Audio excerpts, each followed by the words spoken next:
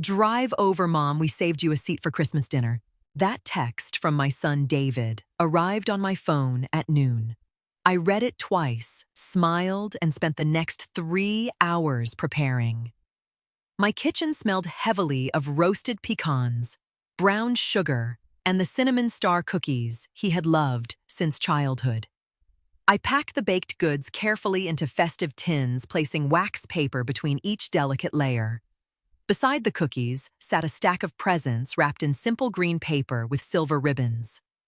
I even wrote small personalized tags for my 2 grandchildren, detailing how proud I was of their reading progress this year. The drive across town took 45 minutes. Traffic was light, the roads dusted with a thin layer of fresh snow that crunched under my tires. The winter sun was already dipping below the horizon by the time I turned onto their street. Their house looked beautiful from the outside.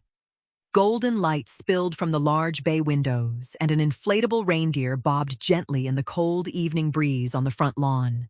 I gathered the heavy gift bags, looping the handles over my wrists, and tucked the cookie tin under my arm. The chill bit at my cheeks as I walked up the driveway. Reaching the front porch, I pressed the illuminated doorbell. Inside, the faint sound of a holiday jazz playlist thumped softly against the heavy wooden door. I waited. A minute passed. The wind picked up, cutting through my wool coat. I shifted my weight, balancing the bags, and knocked firmly on the wood. The music didn't stop. The muffled sounds of laughter drifted through the frosted glass panels. I checked my watch. It was 4:15. The invitation was for 4 o'clock sharp. Perhaps they were just busy in the kitchen carving the roast or dealing with a spilled drink. I knocked again, louder this time, using the brass knocker. My knuckles were beginning to ache from the cold. Still nothing. I pulled out my phone and dialed David's number. It rang 4 times before dropping into his voicemail. I typed out a quick message: "I'm on the porch, honey. It's freezing out here." 5 minutes passed. The heavy plastic handles of the gift bags dug deep into my skin, cutting off the circulation in my fingers. I stepped back from the door and looked toward the large bay window. The curtains were drawn, but a sliver of the dining room was visible. I watched shadows move back and forth. Someone poured wine. Someone laughed loudly. I didn't knock a third time. I just turned around. The heater in my car took entirely too long to warm up. I sat in the driver's seat, the engine idling, watching my breath form small white clouds in the cabin. The tin of cinnamon stars rested on the passenger seat, right next to the carefully wrapped presents. I didn't start driving immediately. My hands were stiff from the cold, but my mind was remarkably clear. There was no panic, no sudden burst of tears. Just a quiet, heavy realization settling into my chest. I reached into my purse, pulled out my phone, and opened social media. It took exactly 10 seconds to find what I was looking for. Sarah, my daughter-in-law, had just posted a new photo. The caption read, "Perfect Christmas with my perfect people. Full house, full hearts." I zoomed in on the image. The dining table was beautifully set with the expensive silver flatware I had gifted them for their wedding. The roast sat perfectly in the center, surrounded by steaming side dishes. David sat at the head of the table, holding up a glass of red wine, smiling broadly. Sarah was next to him, leaning in. Her parents were there, seated across from my grandchildren. I counted the chairs.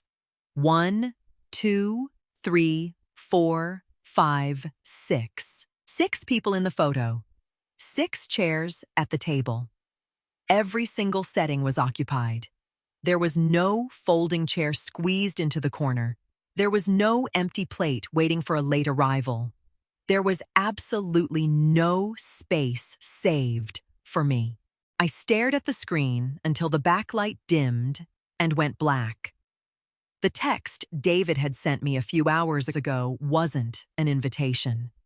It was an afterthought, a careless message sent to check a box, completely disconnected from reality. They never expected me to come. They never prepared for me to be there. A notification popped up at the top of my screen.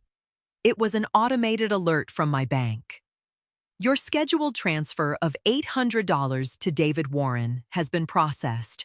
I looked at the notification, then at the photo of the table where I had no seat. The cold inside the car finally reached my bones. I put the car in drive, the tires gripping the icy asphalt as I pulled away from the curb. I didn't look in the rearview mirror. The cookies stayed on the passenger seat and I headed home.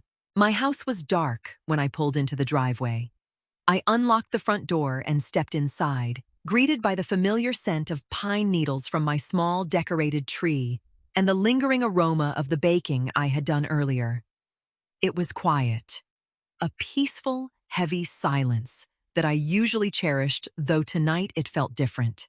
I didn't bother taking off my coat right away. I set the gift bags down in the hallway, walked straight into the kitchen, and flipped on the overhead light. I brewed a strong pot of black coffee, poured myself a mug, and opened my laptop on the kitchen island. For the past 5 years, ever since my husband passed away, I had been the silent safety net for David and Sarah. I logged into my online banking portal. The screen illuminated my face in the dim kitchen. I pulled up my transaction history for the last 24 months and grabbed a yellow notepad and a pen. I started writing. David's truck lease $450 every month. He had convinced me he needed a safer vehicle for the kids. Grandkids' preschool tuition, $600 a month. Sarah had insisted public preschool wasn't good enough, but their salaries couldn't cover the private academy. Sarah's credit card, I had added her as an authorized user on my account 2 years ago for emergencies. Last month's emergency was a $300 charge at a luxury hair salon. I scrolled further back. The family vacation to Florida last summer, which they couldn't quite afford. The new water heater for their house. The endless grocery deliveries charged to my account when Sarah felt too tired to cook. I tallied the numbers at the bottom of the yellow page. Over the last 2 years alone, I had handed them nearly $38,000. I lived on a modest pension and the savings my husband left behind. I rarely bought new clothes, drove a 10-year-old sedan, and clipped coupons for my own groceries. I had convinced myself that this was simply what mothers did. We sacrificed.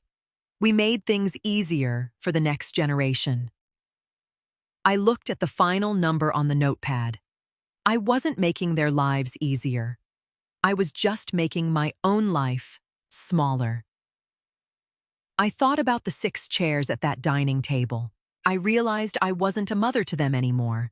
I was a direct deposit. The coffee in my mug had gone cold, but I didn't care. I navigated to the recurring transfers tab on my banking dashboard. The first item on the list was the $600 monthly transfer for the preschool. I hovered the cursor over the small trash can icon next to it. My finger rested on the mouse trackpad.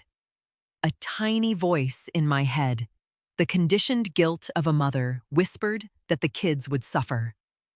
But I silenced it quickly. David and Sarah made good money. They just preferred spending mine. I clicked delete.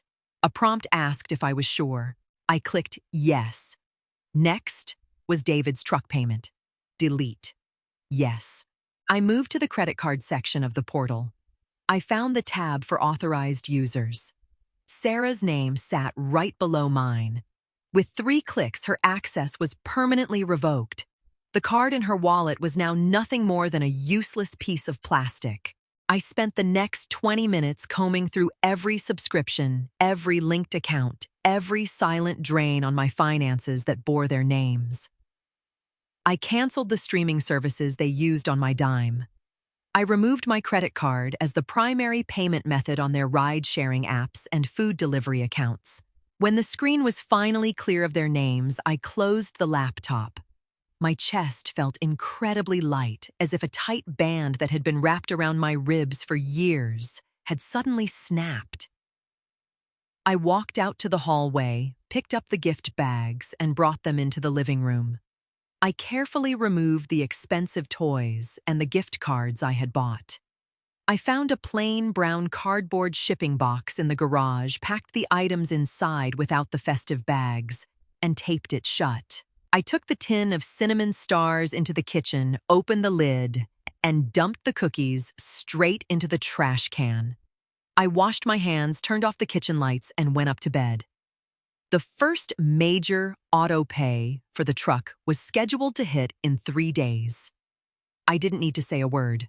I just had to wait. The days following Christmas were completely silent. I didn't receive a delayed apology, a missed call, or even a generic holiday text. I spent the time organizing my garden shed reading books I had neglected and enjoying the absolute tranquility of my home. On the morning of the 28th, I was at the kitchen sink repotting a small fern when my phone buzzed on the counter. The caller ID flashed David's name. I wiped the potting soil from my hands, picked up the phone, and swiped to answer. "Hello, David?" "Mom, hey." His voice was rushed, tinged with annoyance. "Listen, I'm at the grocery store and your credit card is acting up. The machine keeps declining it." In the background, I could hear the faint, sharp voice of Sarah complaining about the line of people behind them. "The card isn't acting up, David," I said smoothly, picking up a small trowel to add more soil to the fern. "What do you mean? Did the bank freeze it for fraud again? Call them and get it unlocked. Sarah has a cart full of stuff for the New Year's party." "I didn't forget to pay the bill and it isn't frozen for fraud," I replied, pressing the dirt firmly around the roots of the plant. "I removed Sarah as an authorized user. The card is canceled." The line went dead quiet for a long moment. The background noise of the grocery store seemed to amplify in the silence. You canceled it? Why would you do that without telling us?" His voice spiked, an octave panic leaking through the frustration. "I decided to restructure my finances for the new year," I said calmly. "You'll have to use your own card for the groceries today." "Mom, we don't have the budget for a $300 grocery run right now. The truck payment just bounced this morning too." "What is going on?" "That would be because I canceled that transfer as well," I noted, moving the fern to the windowsill. "I'm sure you two can figure it out. Have a good afternoon, David." I tapped the red button to end the call, placed the phone face down on the counter, and went back to my plants. It took less than 40 minutes for David's truck to aggressively pull into my gravel driveway. I watched through the living room window as the doors slammed shut. Sarah marched up the front walkway, her designer handbag swinging sharply on her arm. David trailed a few steps behind her, looking flushed and deeply uncomfortable. I didn't wait for them to ring the bell. I opened the front door, stepping firmly into the center of the doorway, but I left the glass storm door locked between us. "Open the door, Natalie," Sarah demanded, her eyes wide with indignation. "What kind of game are you playing? You left us stranded at the checkout." "I'm not playing any games, Sarah," I replied, my voice steady. I didn't reach for the lock. David stepped forward, attempting to look authoritative. "Mom, you can't just cut us off without warning. The bank sent me an alert that the preschool tuition didn't go through either. Are you trying to ruin our week?" "Your week?" I raised an eyebrow, looking at my son. "You are 2 grown adults with full-time jobs. Paying your own bills shouldn't ruin your week." "That's not the point," Sarah snapped, crossing her arms over her expensive winter coat. "We rely on that money. We built our budget around your help. You are punishing your own grandchildren because of—" What did we even do?" I looked at her, then at David. They genuinely seemed baffled. The entitlement ran so deep, they couldn't even fathom a reason for my withdrawal. "Christmas Day," I said, quietly. David blinked. "What about Christmas? I was standing on this very porch." I pointed down at the wooden planks beneath their feet. At exactly 4:15, with gifts, with cookies. I knocked. I called. I stood in the freezing cold while you drank wine inside. Sarah rolled her eyes dramatically. Oh my God, you're doing this over a misunderstanding. We were in the kitchen. We didn't hear the doorbell over the music. You should have called louder or gone around to the back. She crossed her arms, ready for a long, drawn-out fight. She wasn't getting one. I didn't need to go around to the back, Sarah, I answered, keeping my tone perfectly even. I saw your post online. I counted the chairs. David swallowed hard, his gaze dropping to the floor mat. Mom, we had Sarah's parents over and the table only sits 6 comfortably. We figured you'd just eat in the living room or grab a plate later. You told me you saved me a seat, I reminded him. But you didn't. You didn't even remember I was coming until you needed my credit card today. I unlocked the storm door, pushed it open just enough to slide the brown cardboard box onto the porch, and stepped back inside. What is this? David asked, staring at the box. The children's Christmas presents, I said. I removed the bows. I figured you wouldn't care for the presentation anyway. Sarah glared at the box, then back at me, her face flushed with anger. You are being incredibly petty, Natalie. You can't just cut off your grandchildren's education because your feelings got hurt over a dinner chair. I am not cutting off my grandchildren. I am cutting off you, I corrected her flatly. I am not a checking account. I am not an emergency fund for your lifestyle. The bank of Mom is closed, permanently. You're going to regret this? Sarah spat out. If you want to be part of this family, you don't get to act like a selfish teenager. I looked at my son, who stood silently beside his wife, refusing to meet my eyes. He was waiting for me to cave, waiting for the familiar guilt to wash over me and force my wallet open. It didn't happen. Goodbye, David. Goodbye, Sarah, I said. I closed the heavy wooden door while they were still standing on the welcome mat. I engaged the deadbolt, the loud metallic click echoing in the quiet hallway. I walked away before they even turned back to their truck. The next morning I made a phone call I should have made years ago. By 10 o'clock, a local handyman was standing on my front porch, unscrewing the brass lock set from my front door. I didn't change the locks out of fear. David wasn't dangerous, just deeply entitled. I changed them for finality. David had held a key to my home since he moved out for college. He used it to drop off his laundry, raid my pantry, or borrow tools he never returned. Taking back that access was a physical manifestation of the boundary I had just drawn. As the handyman finished installing the new deadbolt, Joanne, my neighbor from across the street, walked over holding 2 steaming paper cups. Morning, Nat, she said, handing me a coffee. She eyed the new shiny locks. Spring cleaning coming early this year. I smiled, taking a sip of the warm, dark roast. Just doing some long overdue maintenance, Joanne. She leaned against the porch railing. Joanne was a sharp woman, a retired nurse who had seen me crying on my porch more than once, over the years when the kids took advantage of me. Saw David's truck peel out of here pretty fast yesterday. Looked like a storm was brewing. The storm broke, I replied, simply. I cut them off financially, all of it. Joanne paused her coffee cup halfway to her mouth. A slow, approving smile spread across her face. Well, it's about damn time, Natalie. You've been carrying their weight for far too long.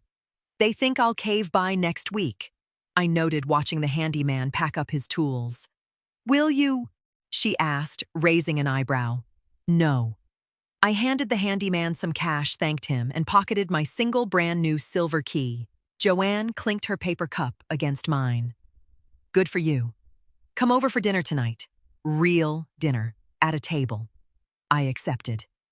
As I walked back inside my house and locked the door behind me, the silence didn't feel heavy anymore. It felt expansive. For the first time in a decade, my house was truly mine alone. 3 weeks later, a soft knock came at the door. I looked through the peephole. It was David, standing alone, shivering in his work jacket. I opened the door but didn't unhook the chain. "Mom," he mumbled, looking at his boots. "Sarah doesn't know I'm here. The mortgage is due Friday and we're short. Just this once. I promise I'll pay you back." Years ago, my heart would have broken. I would have grabbed my checkbook immediately to soothe his anxiety. Instead, I reached into the console drawer, pulled out a blank notepad and a pen, and slid them through the narrow opening of the door. He stared at them. "What's this for a budget?" I said kindly but firmly. "Sell the truck. Put the kids in public school. If you want help writing a financial plan, I will gladly sit with you. But I am not giving you money, David. Never again." He stared at me, waiting for the familiar guilt to wash over my face. It didn't. His shoulders slumped as the realization finally hit him. He took the notepad, nodded silently, and walked away. Spring arrived quietly. I spent my mornings planting tulips and bought new watercolor supplies with the money that used to vanish into David's lifestyle. Occasionally, David texted, "The kids miss you. Can we come over Sunday?" I never ignored them, but I no longer rearranged my life. "I have a painting class," I'd reply. "Maybe another time." I set the terms now. If they wanted me in their lives, they had to respect my time, not my wallet. In May, I booked a weekend trip to the coast just for myself. That evening, I walked into a beautiful seafood restaurant. "Just one this evening, ma'am?" the host asked with a warm smile. "Yes, just me." He led me to a table by the window overlooking the crashing waves. The waiter poured a glass of crisp white wine. I took a deep, quiet breath, looking at the empty chair across from me. I didn't feel lonely or discarded. I felt completely free. I didn't need to wait in the cold for an invitation to someone else's life. I had built my own table, and the best seat was already taken.